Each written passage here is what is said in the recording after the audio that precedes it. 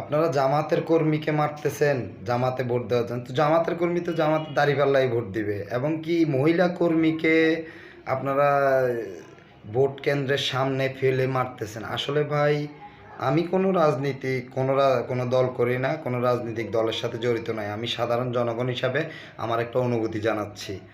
তো আমার কথা হচ্ছে, আপনারা মহিলাদেরকে একজন মহিলারে নির্বাচন কেন্দ্রের সামনে ফেলে পিটাচ্ছেন।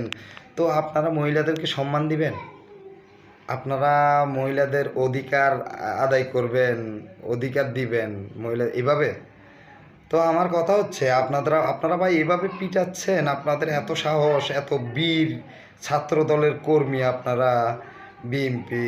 তো আমার কথা হচ্ছে, আপনাদের 17 বছর আপনাদের এই বীর বীর বীরতাটা মানে আপনারা যে বীর, আপনাদের এত সাহস, আপনারা মারতে জানেন।